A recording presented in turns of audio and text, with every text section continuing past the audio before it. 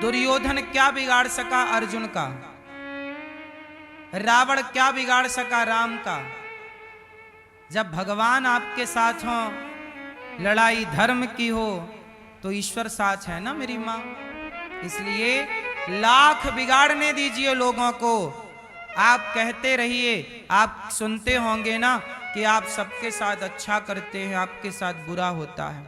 करने दीजिए लोगों को बुरा, लेकिन आपका जब भगवान भला करने के लिए बैठे हैं तो लाख प्रयास करने पर भी कोई आपका बुरा नहीं कर सकता। प्रहलाद के पिता ने प्रहलाद को आग में डाल दिया, होलिका लेकर बैठ गई। सगी बहन थी हिरण्यकश्यपु की होलिका, प्रहलाद को गोद में लेकर बैठ गई, पर वो होलिका जल गई, प्रहलाद को आंच ना लगी, प्रहलाद का रोम ना जला। बोलो हाँ। फिर जब भगवान रक्षक हो तो कोई क्या बिगाड़े मेरी माँ। इसलिए बिगाड़ने वाले से प्रभावित मत होइए, क्योंकि बनाने वाले प्रभु पे भरोसा ज्यादा रखे कि वो है, वो चाहेगा तो किसी के बिगाड़े कुछ बिगड़ता नहीं है मेरी माँ। जिसे बनाया ही भगवान ने हो, उसे बिगाड़ेगा कौन। हाँ, जिसे बनाया ही भगवान ने हो, उसे बिगाड़ेगा कौन। इसलिए कहता हूं, भरोसा भगवान का मंत्र जाप मम दृढ़ विश्वासा, पंचम भजन सो वेद प्रकाशा। माता द्रौपदी पर भगवान ने कृपा की। इसके बाद महाभारत में द्रौपदी के 5 पुत्रों को अश्वत्थामा ने मार दिया। द्रौपदी के पुत्रों को मारने वाला हत्यारा अर्जुन ने अश्वत्थामा को लाकर भगवान ने द्रौपदी के सामने खड़ा किया। द्रौपदी ने कहा इसे छोड़ दो। भगवान ने कहा ब्रह्म बंधुर न हंतव्य आतताई बधारण मयैवो भयमाम नातम परिपाय अनुशासनम। ब्राह्मण को कभी मारो मत, आताताई को कभी छोड़ो मत। अश्वत्थामा जन्म से ब्राह्मण है, कर्मों से आताताई है, इसलिए इसे मार भी दो और इसे छोड़ भी दो। अश्वत्थामा के सिर की मणि निकालकर उसे नगर से निकाल दिया। मैया ध्यान से सुनो, मैया ओ भैया काहे खड़े हो लाला। बैठने के लिए ईश्वर ने थोड़ा सा स्थान दे रखा है तो बैठ जाओ।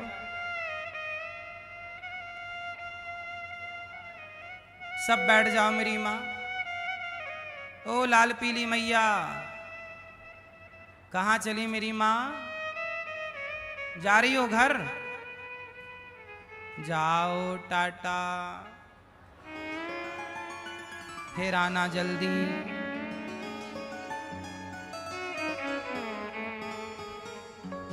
पीले भैया काहे खड़े हो,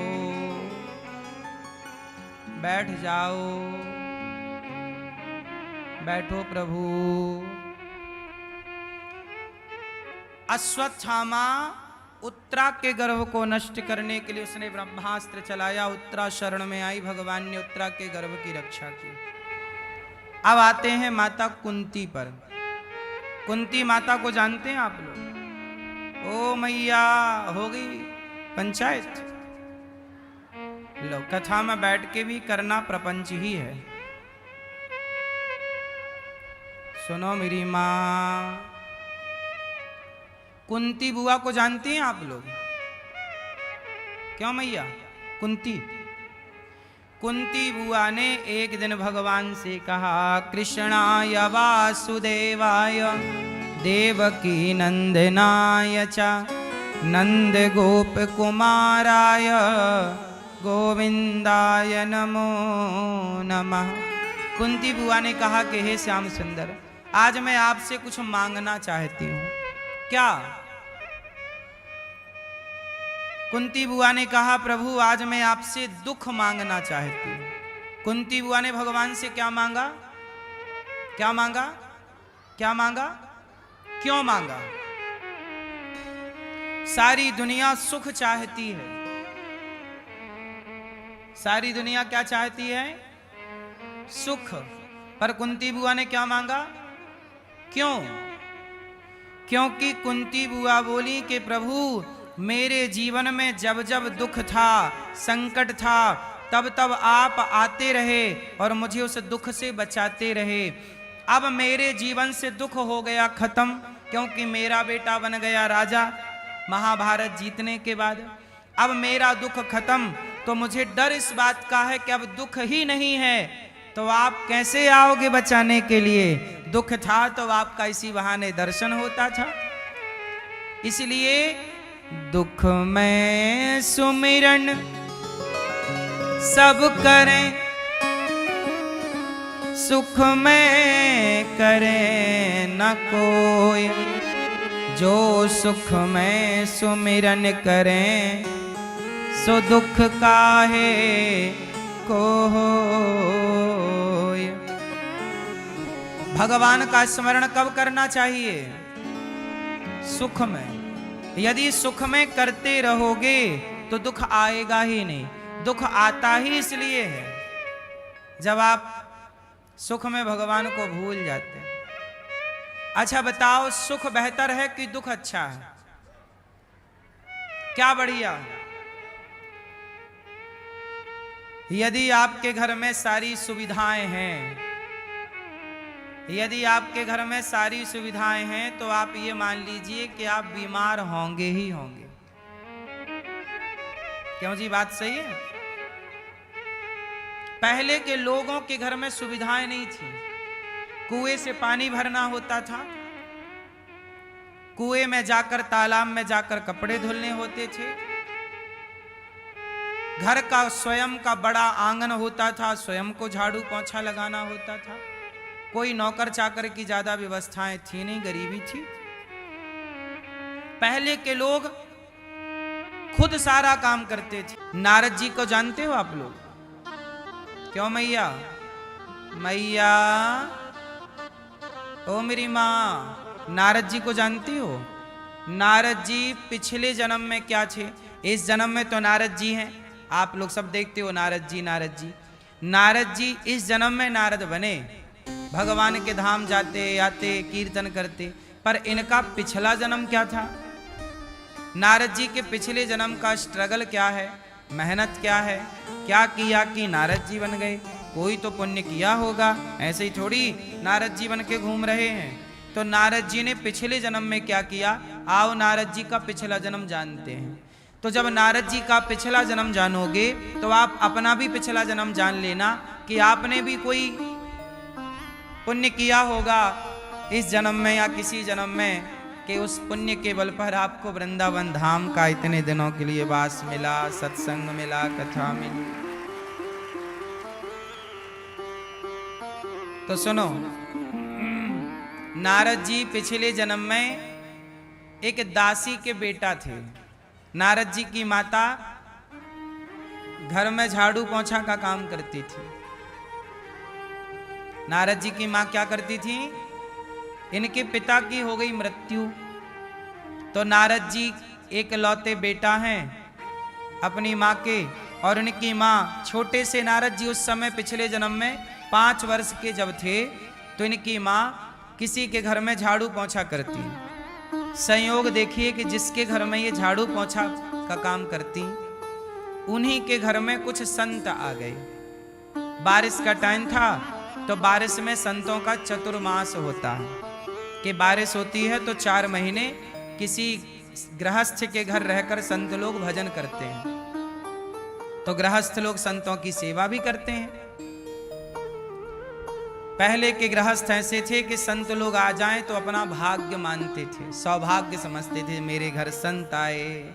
और आज के जमाने में संत पहुंच जाएं किसी के घर तो लोग कह देते हैं, पंडित जी बाबा जी तुम कमा के खा नहीं सकते, चलो। पहले के जमाने में लोग भाग्य समझते थे कि मेरे द्वार पर साधु आए। आज संत आ जाएं तो लोगों का सिर चढ़ जाता है कि यार खाने को आ गए, है ना।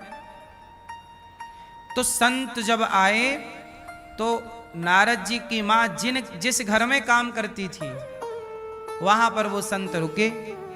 तो अब नारद जी की माँ को भी संतों की सेवा मिल गई और नारद जी 5 साल के थे तो संतों के लिए सवेरे सवेरे वो तुलसी तोड़ कर ले आए, पुष्प तोड़ कर ले आए, संत लोग वही फूल भगवान को चढ़ाए।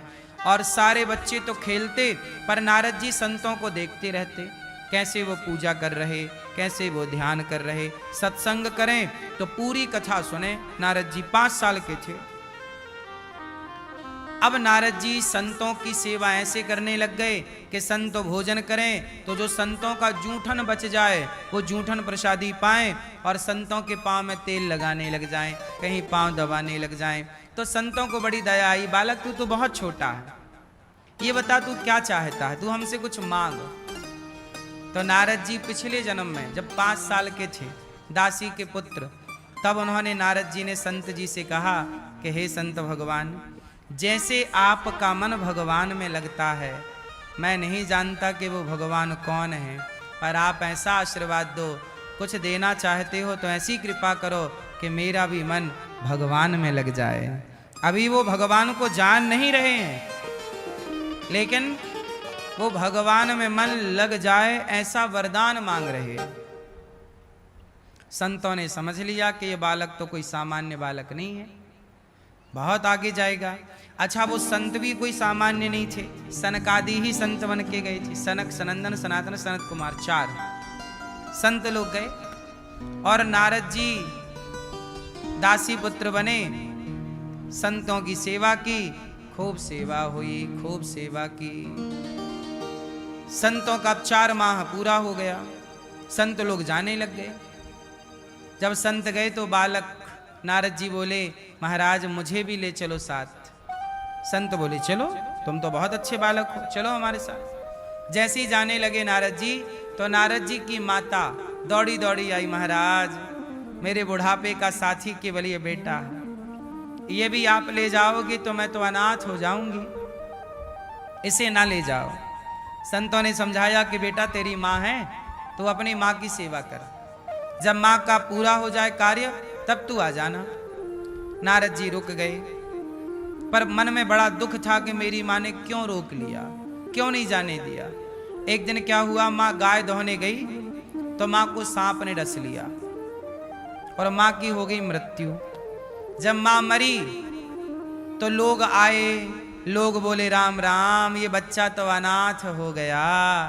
तब नारद जी मन मन बोले कि अनाथ नहीं हो गया, मैं तो सनाथ हो गया, भगवान का हो गया। भगवान तक पहुंचने में मेरी माता बाधा थी, तो भगवान ने बड़ी कृपा की, मेरी माता को अपने पास बुला लिया, अब मैं स्वतंत्र हो गया। माता का अंतिम क्रिया की, माँ का परम धाम हुआ। अब नारद जी उसी जंगल के जिस रास्ते से संत गए उसी रास्ते से बढ़ चले। घोर जंगल में नारद जी पहुंच गए, पर नारद जी को उन्होंने जो मंत्र दिया था वो मंत्र याद था। नारद जी ने वही मंत्र का जाप किया और संतों को पूजा करते देखते वैसे ही पूजा करते, वैसे ही ध्यान करते। याद रखिएगा, बच्चे संतों को देखेंगे तो संतों का आचरण ग्रहण करेंगे, शराबी को देखेंगे तो शराबी का आचरण ग्रहण करेंगे। बच्चे जो देखते हैं वही सीखते हैं। इसलिए कहता हूँ, संगत बहुत अच्छी हो तो प्रभाव बहुत अच्छा होता है। संगत से गुण आते हैं और संगत से गुण जाएं। आपके बच्चों को आपकी संगति ही तो गलत मिल गई। शराब पीने वालों की संगति मिल गई तो शराब पीने लग जाएंगे, गांजा पीने वालों की संगति मिल जाएगी तो गांजा पीने लग जाएंगे, और कथा भागवत मिल गई तो कथा भागवत में मन लगाएंगे, कीर्तन में मन लगाएंगे। कोई पढ़ने वाला बच्चा मिल गया तो पढ़ने में मन लगा लेंगे, ना पढ़ने वाला बच्चा मिल गया तो कहेगा वो नहीं पढ़ता तो मैं क्यों पढ़ूं। संगत का पूरा पूरा प्रभाव बच्चों के मस्तिष्क में पड़ता है। ये बात सही है कि गलत है? हाँ या ना मैया? पड़ता है ना। संगत बहुत मायने रखती है। अब नारद जी भजन करने लगे, नाम जप करने लगे, ध्यान करने लगे, करते करते जवानी निकल गई, बुढ़ापा निकल गया। आखिरी का टाइम आया, नारद जी रोने लगे, हे विधाता कि आपका दर्शन नहीं होगा। तब भगवान ने एक छवि दिखाई और जैसे बिजली चमकती है ऐसे दर्शन देकर अंतर्धान हो गए। नारद जी ने प्रणाम किया और रोने लगे, प्रभु कहाँ चले गए, आपका दर्शन करके धन्य हो गया मैं, पर कहाँ चली गई वो छवि। तब आकाशवाणी हुई, नारद बालक तेरा इस जन्म में मेरा, तू इस जन्म में मुझे प्राप्त नहीं कर सकता, पर तूने तपस्या की है, इस शरीर से तू मुझे नहीं पा सकता, अगला जन्म होते ही तू सदा सदा के लिए मुझे प्राप्त कर लेगा। वह नारद जी ने वह शरीर त्यागा और जो दूसरा शरीर धारण किया वह ब्रह्मा जी से प्रकट हुए नारद जी। और ब्रह्मा जी से जब प्रकट हुए तो नारद जी देवर्षि नारद कहलाए, वो देवताओं के भी ऋषि बन गए। किसके प्रभाव से? संतों के प्रभाव से। भाई नारद जी ने पिछले जन्म में क्या किया? संतों की सेवा की। आपने सेवा की तो आज आप नारद बन गए। पिछले जन्म में आप लोगों ने अच्छा काम किया होगा तो इस जन्म में आप अच्छे बन गए। बुरा काम किया होगा तो आप परेशान हैं, दुखी हैं। जो व्यक्ति जैसा करता है वैसा भरता है। तो नारद जी की ये कथा सुन करके व्यास जी ने कहा कि ठीक कह रहे हैं आप, मैं भागवत की चर्चा करता हूँ। तब व्यास जी ने देवर्षि नारद जी के कहने से इन्होंने श्रीमद् भागवत की रचना की। और भागवत की रचना कहाँ से की? महाभारत के युद्ध से। कहाँ से स्टार्ट की? महाभारत का युद्ध जो है ना, वो बहुत कुछ सिखाता है। अच्छा, महाभारत से आप लोगों ने कुछ सीखा कि नहीं? मैया, ओ मेरी माँ, सुन लो मेरी माँ, महाभारत से आपने क्या क्या सीखा? आप बताओ भैया, आपने महाभारत से क्या सीखा? चलो बताओ, महाभारत किसकी गलती से हुआ? आप बताओ। पीली बहन बताएंगी महाभारत किसकी गलती से हुआ है? आपके बगल वाले भैया से पूछो, हैं? जोर से आप बताओ। धृतराज, आप बताओ। द्रौपदी, किसकी गलती थी? एक का नाम बताओ। द्रौपदी, किसकी गलती है? कौरव। ठीक है, कौरव तो 100 थे, एक का नाम बताओ। आप बताओ बेटा, पूरा महाभारत किसकी गलती से हुआ? भीम। भीम, भीष्म पितामह। मैया, महाभारत किसकी गलती से हुआ है? नारी का अपमान किया। हाँ हाँ सही कह रहे हैं आप। तो किसने किया था? दुर्योधन। ठीक है, आप बताओ। द्रौपदी, द्रौपदी की गलती से महाभारत हुआ। क्या गलती थी द्रौपदी की? दुर्योधन को बोल दिया था अंधे का बेटा अंधा, इसके कारण महाभारत हुआ। तो ये कहां पढ़ा आपने, कहां लिखा है अंधे का बेटा अंधा बोला द्रौपदी ने? नहीं, पूरे महाभारत में ये कहीं नहीं लिखा। ये टीवी सीरियल में बोला गया है। द्रौपदी ने ये बात बोली ही नहीं पूरे महाभारत में कहीं भी। पहली बात तो ये बोली नहीं। दूसरा, यदि बोला भी कि अंधे का बेटा अंधा, तो इसके बदले का मतलब ये नहीं कि हमने आपको कुछ कह दिया तो क्या उसके बदले में आप हमें सभा में खड़ा करके निर्वस्त्र करोगे? क्या दुर्योधन की ये हरकत सही थी कि भरी सभा में द्रौपदी को पकड़ना, बाल पकड़ के खींचना, फिर उसे नग्न करना, निर्वस्त्र करना? बताओ, क्या आपने किसी को कड़वे शब्द कह दिए, अंधा कह दिया, चलो, तो क्या इसकी सजा यह है कि आपको भरी सभा में नग्न किया जाए? बोलो। इसका मतलब ये हुआ कि द्रौपदी ने पहली बात तो ये शब्द कहे नहीं, कहे ही नहीं, लिखा नहीं है ना पूरे महाभारत में कहीं। फिर ये बात आई कहां से? आप लोग आजकल ना टीवी पर सीरियल देखते हैं और सीरियलों में जो दिखाते हैं आपको लगता है यही सच है। टीवी में, सीरियलों में जो आप देखते हैं वो बहुत सारी चीजें गलत होती हैं।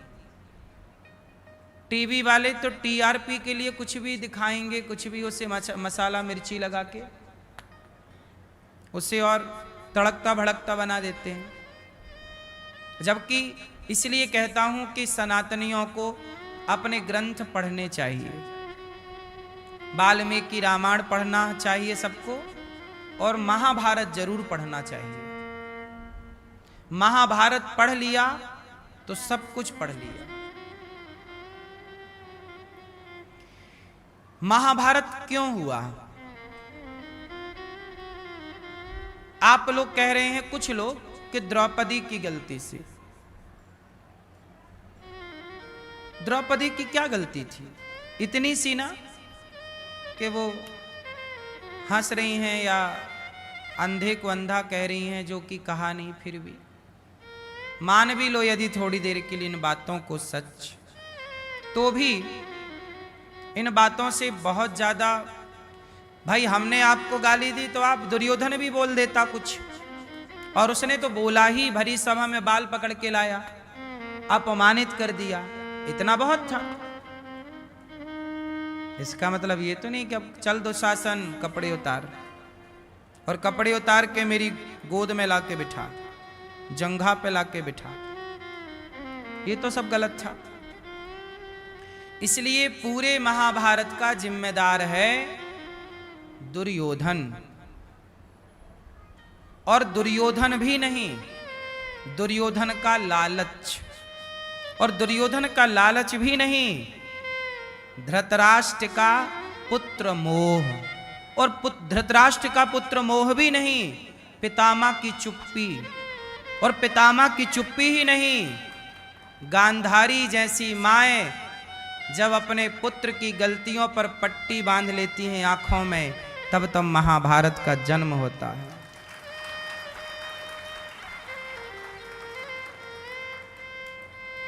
जितनी गलती दुर्योधन की थी उतनी गलती, बल्कि उससे कहीं ज्यादा गलती दुर्योधन की माता गांधारी की थी। हाँ या ना?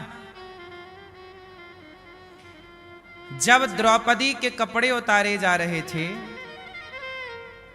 तब गांधारी को क्या दौड़कर द्रौपदी के शरीर पर कपड़ा नहीं ढकना चाहिए था?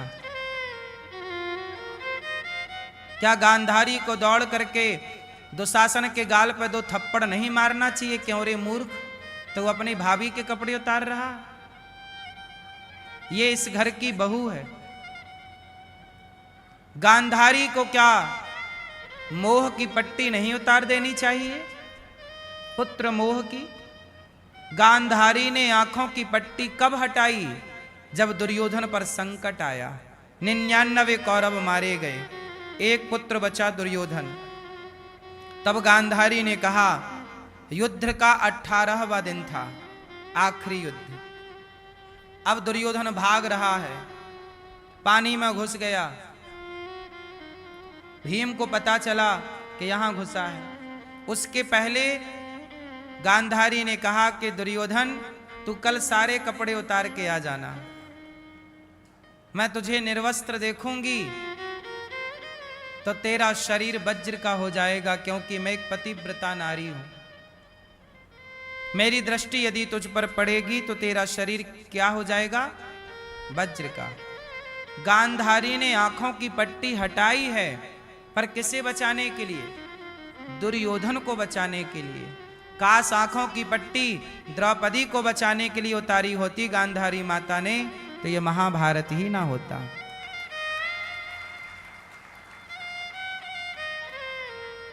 माता, बच्चा बिगड़ता है तो कब बिगड़ता है? ये महाभारत की कथाएं केवल सुनने और सुनाने की नहीं है जी, सुन लो और हमने सुना दी और आपने सुन ली, नहीं।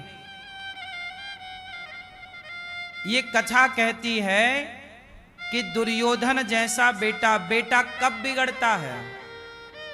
जब बाप अंधा हो जाए और मां आंखों में पट्टी बांध ले, तब औलाद बिगड़ जाती है। दुर्योधन के पिता धृतराष्ट्र अंधे थे, हाँ या ना? कहां से अंधे थे? बोलो बोलो जोर से। आंखों से नहीं, आंखों से अंधे को अंधा नहीं कहते। आंख वाला भी अंधा होता है कई बार। आंख वाला भी कई बार अंधा होता है। इसलिए आंखें नहीं थी, इसलिए ये नहीं कहा जा सकता कि ये अंधे हैं।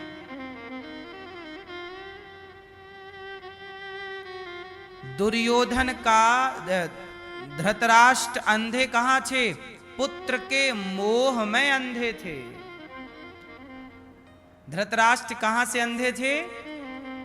पुत्र के मोह में अंधे थे। इतने अंधे थे कि वो सभा में बैठे थे और उनके सामने उनका बेटा उनकी ही बहू के कपड़े उतारे जा रहा है और उनकी बहू द्रौपदी चिल्लाए जा रही है, महाराज बचाओ, महाराज बचाओ। आप कैसे राजा हैं कि आपके दरबार में आपकी बहू को न्याय नहीं मिल रहा है, तो आम जनता को क्या न्याय दिलाते होंगे धृतराष्ट्र महाराज?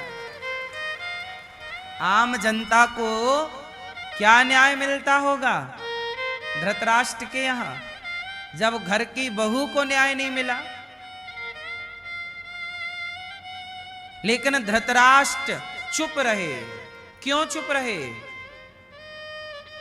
क्या राजा का कर्तव्य नहीं है कि वो प्रजा की आवाज सुने?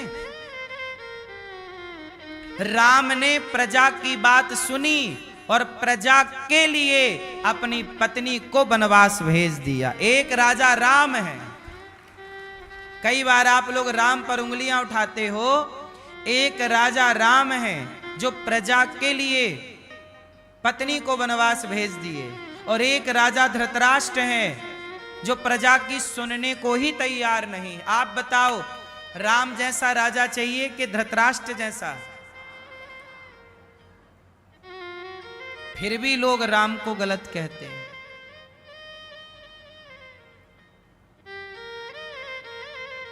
क्यों? फिर भी लोग गलत धृतराष्ट्र को नहीं, द्रौपदी को कहते हैं।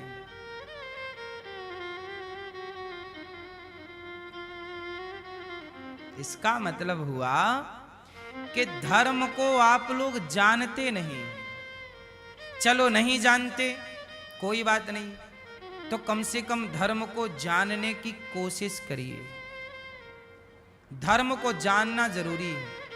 क्या धर्म है, क्या धर्म है, बस इतना जान लो। यदि आप इतना जान गए कि क्या धर्म है, क्या धर्म है, तो आप सुखी हो जाओगे। आप दुखी इसलिए हो क्योंकि आप जान नहीं पाए कि धर्म क्या है और अधर्म क्या है। जो अधर्म है आप उसे धर्म मान बैठे।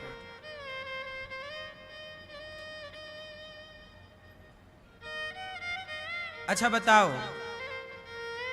भगवान राम ने माता सीता को वनवास भेज दिया, किसके कहने से? एक धोबी के कहने से। धोबी ने कहा कि आपकी पत्नी गलत है, रावण के यहां रहकर आई हैं, पता नहीं शुद्ध हैं कि अशुद्ध हैं, साफ हैं कि नहीं। अच्छा, राम क्या किसी के कह देने से हम अपनी पत्नी को वनवास भेज दें, ये सही है? उत्तर दो। अच्छा, राम की जगह आप होते तो क्या करते? जरा अपना अपना मत दीजिए हमें, आप बताओ। राम की जगह आप होते और आपकी पत्नी रावण के यहां रहकर आई होती और धोबी कह रहा होता कि आपकी पत्नी तो रावण के यहां रहकर आई, पता नहीं शुद्ध है कि अशुद्ध है। आप राम की जगह होते तो आप क्या करते? उत्तर दीजिए फास्ट। पत्नी को वनवास भेजते कि नहीं? नहीं भेजते। ठीक है, यदि आप होते राम की जगह तो भैया कह रहे हैं कि मैं पत्नी को वनवास नहीं भेजता। चलो ठीक है, आप नहीं भेजते तो फिर समाज तो ये कह रही थी ना कि हम सीता को रानी के रूप में स्वीकार नहीं करेंगे। फिर क्या करते आप? भाई आप राजा है ना, राम राजा है और राजा का धर्म है कि वो प्रजा की बात सुने। तो आप क्या करते? परिवार की बात सुनते पर प्रजा को इग्नोर कर देते। यही करते ना आप? बोलो, यदि आप प्रजा को इग्नोर करते तो आप एक आदर्श राजा कैसे बनते? फिर आज भी कहा जाता है राम राज्य की कल्पना। फिर आदर्श राजा कैसे? फिर तो आप परिवारवाद वाले राजा हो गए ना। क्या आप परिवार को लेकर चलना चाहते हैं? आपको प्रजा से कोई मतलब नहीं, प्रजा कुछ भी कहती रहे। बताइए क्या करते? चलो छोड़ो भैया, आप बताइए, राम की जगह आप होते क्या करते? पत्नी को वनवास भेजते या नहीं? उत्तर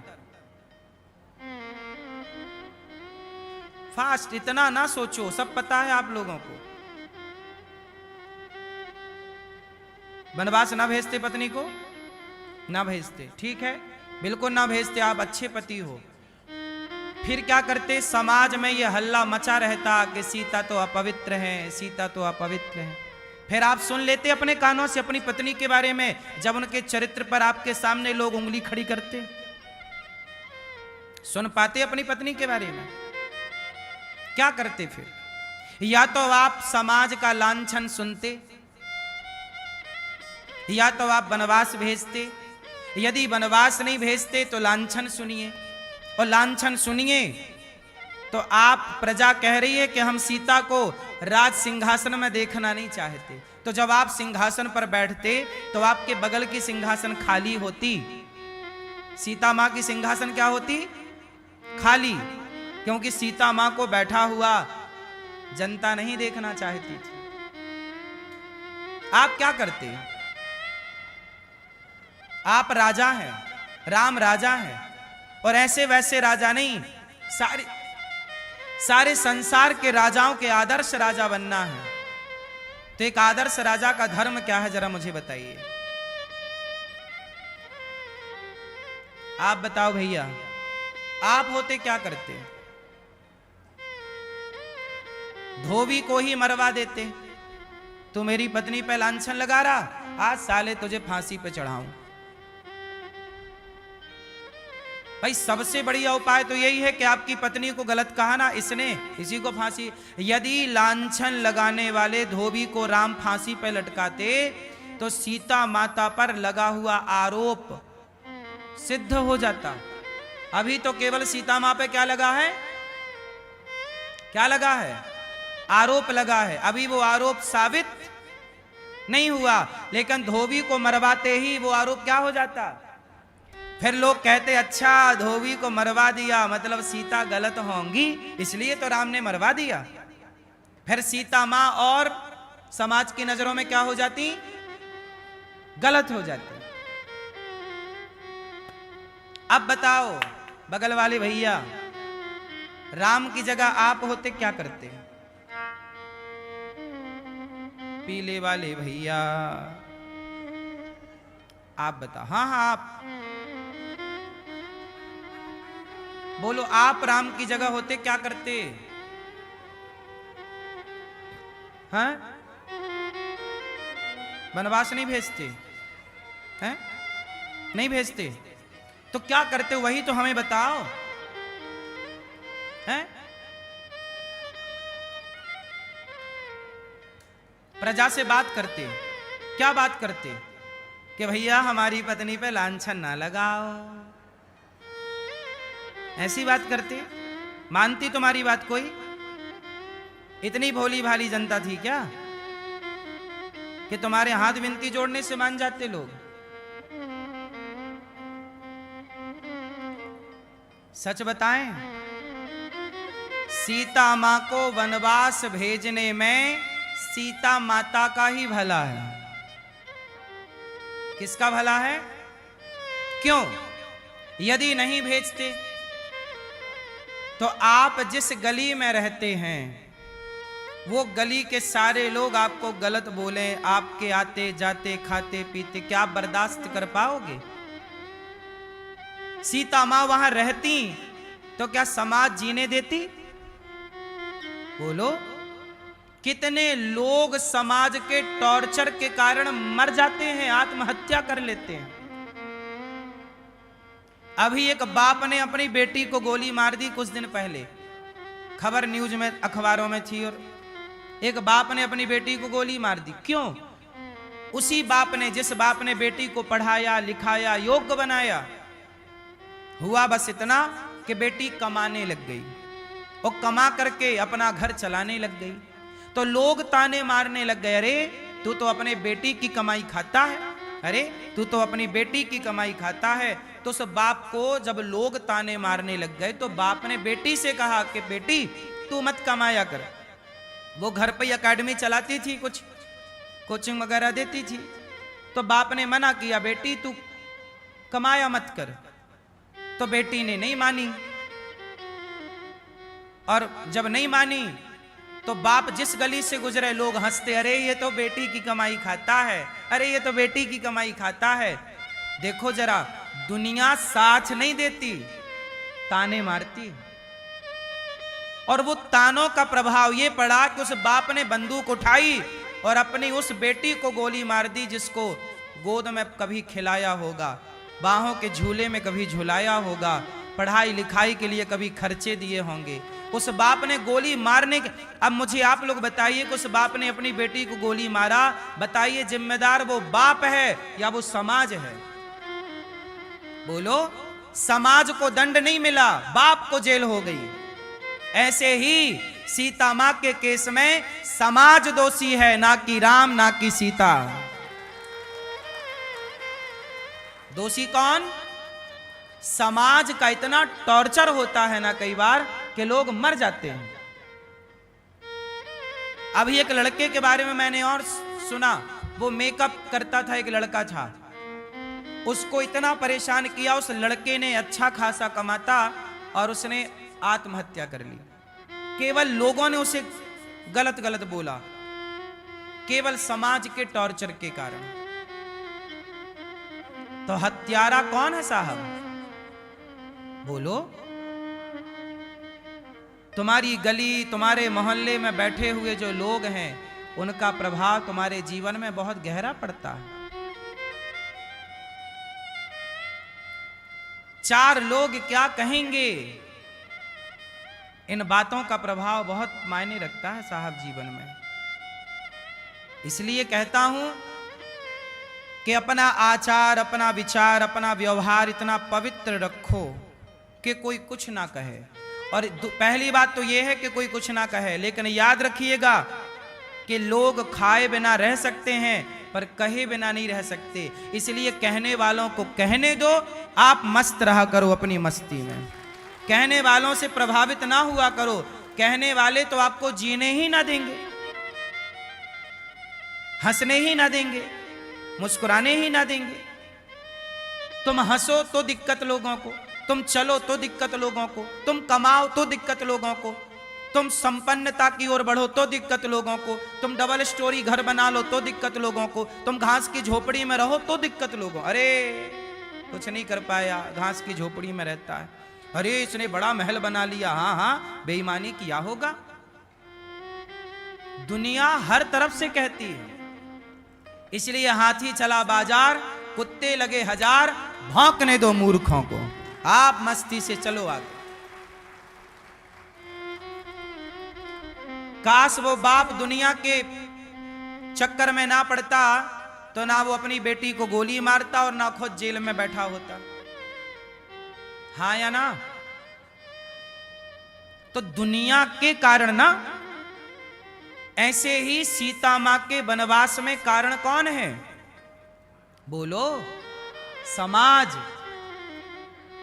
समाज का भौं भौं भौं भौं भौं भौं भौं भौं जो दिन भर चालू है, ये जिम्मेदार है। इसलिए मेरी मां सीता मां के वनवास में राम दोषी नहीं है। राम यदि सीता मां को वनवास देना चाहते तो जिस दिन लंका से सीता मैया आई थी उसी दिन सीता मैया को वनवास भेज देते। यदि राम जी को कोई दिक्कत होती सीता माता से तो राम जी उसी दिन त्याग देते ना जिस दिन वनवास से आई थी। फिर वो इतने दिन साथ में क्यों रहे? दिक्कत किसे थी सीता माता से? दुनिया को, समाज को। समाज ने कहा कि भेजिए तो राम ने भेज दिया। अब आप कहो कि किसी के कहने से राम ने क्यों भेज दिया? राम राजा है, राजा का धर्म होता है। जब आप राजा बनेंगे ना तो आपको राजधर्म पढ़ाया जाएगा। अभी आप राजा नहीं हैं, इसलिए आपको राजधर्म नहीं पढ़ाया जाता। जब राजा बनोगे तो राजधर्म पढ़ाया जाएगा। और राजधर्म कहता है कि परिवार छूटे तो छूटने दो, पर प्रजा के लिए तुम्हें जीना है और प्रजा के लिए मरना है। राजा के लिए प्रजा ही परिवार होती है। एक राजा राम है जो प्रजा के लिए पत्नी को त्याग दिए, और एक राजा धृतराष्ट्र है। धृतराष्ट्र अपने पुत्र से इतना अटैच है कि उसका बेटा भरी सभा में गलत कर रहा है और धृतराष्ट्र तमाशा देख रहे हैं। कैसा राजा चाहिए? धृतराष्ट्र जैसा।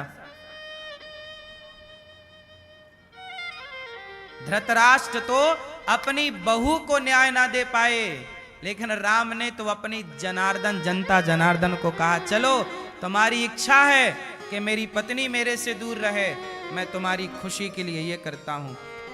राम जी ने कहां भेजा अपनी पत्नी को? वनवास नहीं भेजा, किसी संत की कुटिया में भेजा कि मेरे बच्चे और मेरी पत्नी संत के आश्रम में रहेंगे तो संत के यहां रह करके और वो योग्य बनेंगे बच्चे। इसलिए कहां भेजा? महर्षि वाल्मीकि जी के आश्रम में। वाल्मीकि जी के यहां सीता मैया रहीं, लकड़ी लाती, काम करती, किसी पर बोझ नहीं बनी माता सीता कि नहीं जी मैं यहां हूं तो बोझ बन के न खाऊं, नहीं, अपना काम खुद करती, बोझ बन के नहीं रहती। जन्म दिया 2 बच्चों को, लव कुश को पाल पोस कर बड़ा किया, गुरु जी ने पढ़ाया, महर्षि वाल्मीकि जी ने। और जब पढ़ लिख के तैयार हो गए बच्चे तो माता सीता ने कहा अब मेरा कार्य पूरा हो गया। अब सीता मैया बोली कि अब मैं प्रजा को जाकर अपनी पवित्रता की गवाही दूंगी कि मैं शुद्ध हूं। तुम यही तो कहते थे कि सीता मां आप पवित्र हैं या नहीं, अग्नि परीक्षा दो। सीता मैया लवकुश को लेकर गई, सभा लगी। लवकुश से पूछा राम ने कि आप कौन हो? लवकुश ने कहा पिताजी हम आपके पुत्र हैं। राम बोले मैं कैसे मान लूं कि तुम मेरे पुत्र हो, तुम्हारी माता कहां है? तब सीता मैया आगे आई। सीता मां ने कहा हे राम, यदि ये आपके पुत्र हो और मैंने आपके सिवा स्वप्न में भी किसी का स्पर्श ना किया हो तो हे पृथ्वी माता अपनी गोद में स्थान दे दो। यदि प्रजा का लगाया आरोप, प्रजा का लगाया कलंक सीता पर यदि झूठा है तो हे पृथ्वी माता अपनी गोद में स्थान दे दो। ये कहना था कि पृथ्वी फट गई। पृथ्वी माता विमान लेकर प्रकट हो गई और सबके देखते देखते जो आरोप लगा रहे थे कि सीता गलत हैं, अब उनकी आंखें फटी रह गईं। दौड़ के चरणों में गिरना चाहे माता क्षमा कर दो, क्षमा। माता बोली नहीं, अब आपको हम क्षमा कर रहे हैं, आप सुखी रहिए, पर मैं यहाँ किसके लिए रहूं? जिस जनता का अपनी माता पे भरोसा ही ना हो, उस जनता के बीच में ये माता कैसे रहेगी? रहा वहीं जाता है जहां भरोसा हो, जहां भरोसा ना हो वहां नहीं रहना चाहिए। सीता मां पृथ्वी फटी और पृथ्वी पर समा गई। सीता माता चाहती तो जिस दिन सीता मां पे आरोप लगा था तो प्रजा यही तो कह रही थी कि हमें अग्नि परीक्षा दे दो सीता मां, हम मान लेंगे कि आप पवित्र हैं। सीता माता चाहती तो पहले दिन ही अग्नि परीक्षा दे सकती थी, पर नहीं दिया। सीता मां ने अग्नि परीक्षा इसलिए नहीं दी क्योंकि सीता मां को लगा कि अब इन लोगों के बीच में मैं क्यों रहूं, इन्हें तो भरोसा ही नहीं। और रिश्ते भरोसे से चलते हैं, विश्वास से चलते हैं। विश्वास ही ना हो तो रिश्ते किस बात के? तो सीता मां बोली कि भरोसा इनका रहा नहीं, मैं परीक्षा देकर शुद्ध भी हो गई तो क्या मतलब निकला। पहले सीता मैया बोली कि मैं चली जाऊंगी लीला पूरी करके, लेकिन जाऊंगी तो ये बच्चे भी चले जाएंगे। इसलिए सीता मां ने सोचा पहले बच्चों को जन्म दे दूं, पाल पोस के उनके पिता को सौंप दूं। फिर सीता मां सब काम करके चली गई। अब प्रजा खुश है, अब सीता मां चली गई, अब तो खुश हो ना। बड़ा आरोप लगा रहे थे सीता मां गलत हैं, गलत हैं, गलत हैं। अब तो कलेजे को ठंडक मिली होगी, अब तो मजा आया होगा। ये दुनिया कुछ भी बोलती है मेरी मां, कुछ भी जो मन में आया बोल दिया। आप लोग बोल के सो जाते हो, पर जिसको बोला है उसे नींद आई होगी। काहे ऐसा बोलते हो मेरी मां?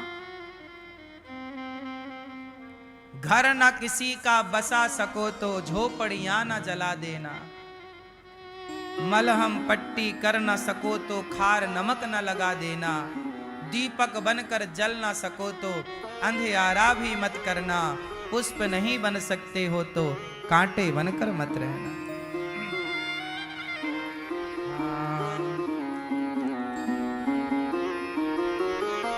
घर न किसी का बसा सको तो झोपड़ियां न जला देना, मलहम पट्टी कर न सको तो खार नमक न लगा देना, दीपक बन कर जल न सको तो,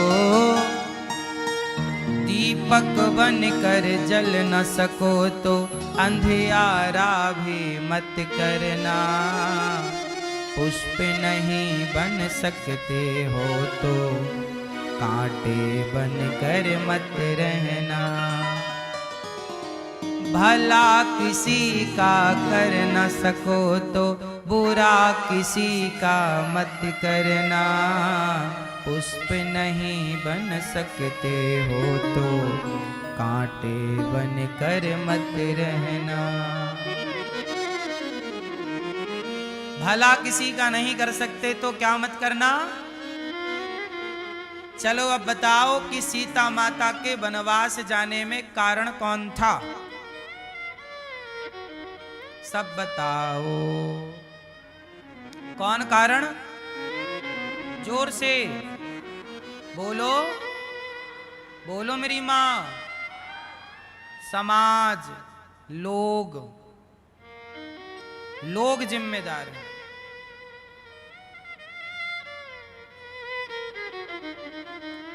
इसलिए आप लोगों को ये कथाएं केवल ये बताती हैं कि दोषी है समाज, लोग, पर आरोप किस पे लगाया जाता है? राम पर। आरोपी है धृतराष्ट्र, परंतु आप किसे कहते हैं? द्रौपदी। जो निर्दोष है उसे दोषी करार दिया जा रहा है, और जो दोषी हैं उन्हें निर्दोष छोड़ दिया जा रहा है। तो भरी सभा में जब द्रौपदी के कपड़े उतारे गए तो जिम्मेदार कौन था? बोलो मेरी मां। धृतराष्ट्र। धृतराष्ट्र को अंधा कहते हैं। कौन से अंधे थे वो? पुत्र के मोह में अंधे थे। आप भी पुत्र के मोह में ऐसे अंधे ना बन जाना कि पुत्र कुछ भी करे और आप अंधे बन के तमाशा देखो। बेटा कुछ भी करे और तुम आंखों में पट्टी बांधे घूमो। बाप कैसा हो? जिम्मेदार। मां कैसी हो? जिम्मेदार। अंधे ना बन जाना। पुत्र गलती करे तो उसे समझाओ। शास्त्र चाणक्य लिखते हैं कि माता शत्रु पिता वैरी ये न बालो न पाठिता न शोभते सभा मध्य हंस मध्य व को यथा। वह माता पिता शत्रु हैं जो माता पिता अपने बच्चों को संस्कार नहीं देते। यदि आपने अपने बच्चों को संस्कार नहीं दिया, बेटी और बेटों को, तो आप माँ बाप बच्चों के सबसे बड़े दुश्मन हैं। माँ बाप ही बच्चों के सबसे बड़े दोस्त होते हैं या सबसे बड़े दुश्मन। आप सही शिक्षा संस्कार दो तो सबसे अच्छे दोस्त। और यदि आपने सही शिक्षा सही परवरिश और संस्कार नहीं दिए तो बच्चों के सबसे बड़े दुश्मन कौन? माता पिता ही। शोहरत थी जिनकी सारे जहां में, झुकाता था सर जिनको सारा जमाना। देखो समय आज बदला है कैसा। देखो समय। शोहरत थी जिनकी, किनकी? पांडवों की शोहरत। शोहरत थी जिनकी सारे जहां में, झुकाता था सर जिनको सारा जमाना। देखो समय आज कैसा है बदला। देखो समय आज बदला है कैसा। वीरों की गर्दन झुकी जा रही है। कोई बोलने को तैयार नहीं। पितामह गुरु द्रोण कृपाचार्य आदि, दया धर्म है नाथ सबने भुला दी। किसी को दया नहीं आ रही है? मैं चिल्ला रही हूं। किस किस का नाम लिया?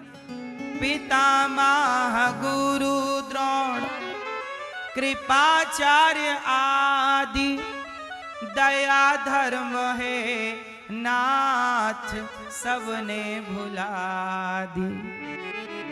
बने हैं अधर्मी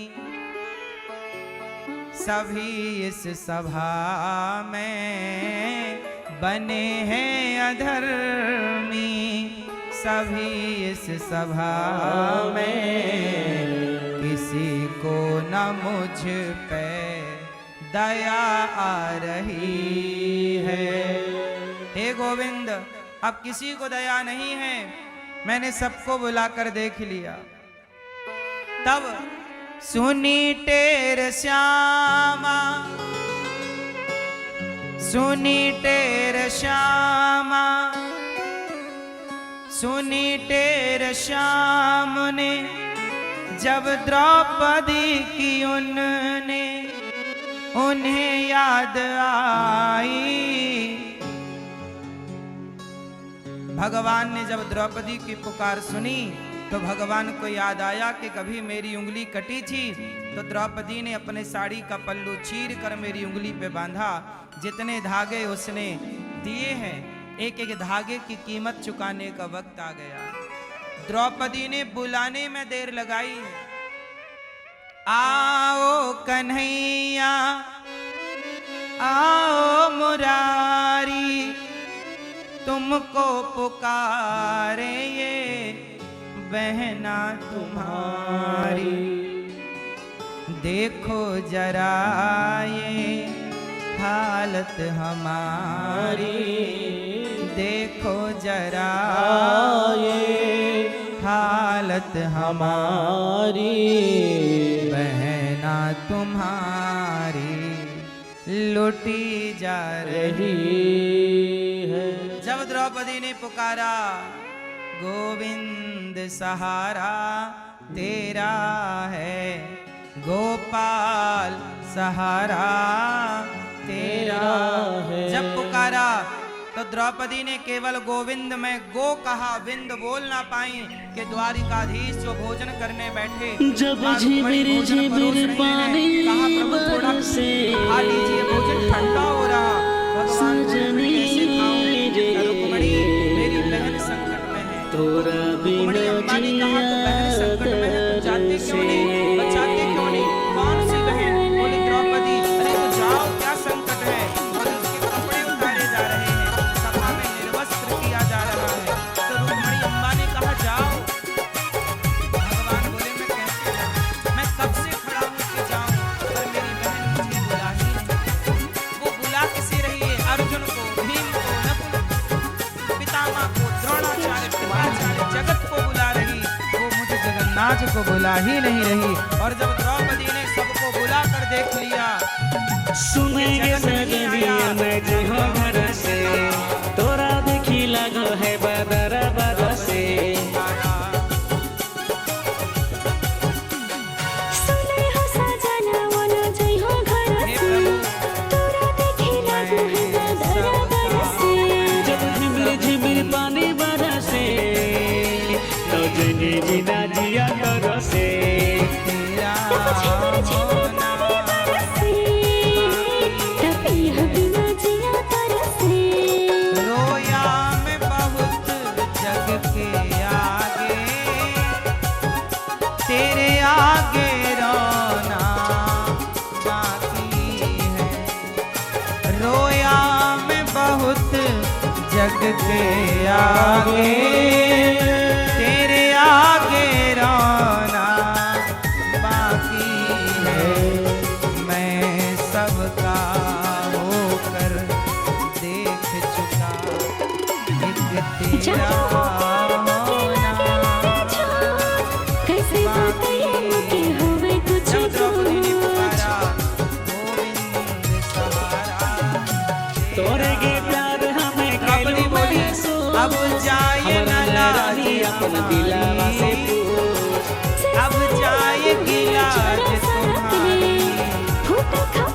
मेरी असुवन भीगे मना कर साड़ी, है रानी छुया मेरी असुवन भीगे साड़ी।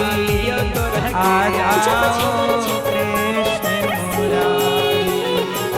हे गोविंद अब आओ, वरना ये लाज जब चली झिमिर जाएगी। झिमिर अब पानी जाए तो मेरी क्या जाएगी। अब तो मैं आपको जब समर्पण किया, पुकारा तो पुकारने में देर थी मेरी माँ, गोविंद ने आने में देर नहीं लगाई। प्रकट हो गए, साड़ी बनकर वस्त्र बनकर खिंचने लगे। थक गया दुशासन 10,000 हाथियों का बल रखने वाला, बोला कि साड़ी भी चिनारी है कि नारी नीचे साड़ी है कि साड़ी ही की नारी है कि नारी ही की साड़ी है। तब द्रौपदी बोली ना साड़ी भी चिनारी है, ना नारी भी साड़ी है, ना साड़ी ही की नारी है, ना नारी ही की साड़ी है। मूर्ख दुशासन, ये वृंदावन बिहारी है जो तीर बनकर खिंचा जा रहा है। थक गया दुशासन, कपड़े ना उतार पाया। जिसकी लाज भगवान बचाते हैं ना साहब, उसकी लाज कोई लूट क्या पाएगा। सड़िया सरक गे सुनेंगे धामे दी तो मनावा बहक गे। भीतर जवानिया रह जो है घर के, रस भरला उठावा से रसा ढर के। देख के तोरा हमर मन तरसे, हिचा से हम हूँ रह जाऊँ जर के। जब झिमिर झिमिर पानी बरसे, हम पुकारे द्रौपदी के प्रेम से, द्रौपदी की तरह पुकारे, द्रौपदी की जब भाव झिमिर की तरह झिमिर पानी पुकारे। बरसे तो जिनी बिना जिया तरसे। जब झिमिर जब झिमिर भगवान है बरसे, तो फिर क्यों परेशान हो, क्यों घबराऊं मैं। मेरा तो श्याम से नाता है। अर्जुन की गाड़ी कौन चला रहे थे? अर्जुन महाभारत कब जीते? अर्जुन महाभारत उसी दिन जीत गए जब उन्होंने अपने रथ को भगवान को सौंप दिया। जब सौंप देता है भक्त उसी दिन जीत जाता। अनिरुद्ध किसके भरोसे बैठा, किसके भरोसे रहता? दिल्ली में दिल लगे जीतो हमें। मीडिया ने, भारत के मीडिया के कुछ मीडिया ने कितना कुछ ना बोला, क्या क्या बदनाम करने की और छवि खराब करने की मीडिया ने कितनी कोशिश की, लेकिन देखो हमें भरोसा भगवान पर है कि जब ये बैठे हैं तो कोई क्या करेगा।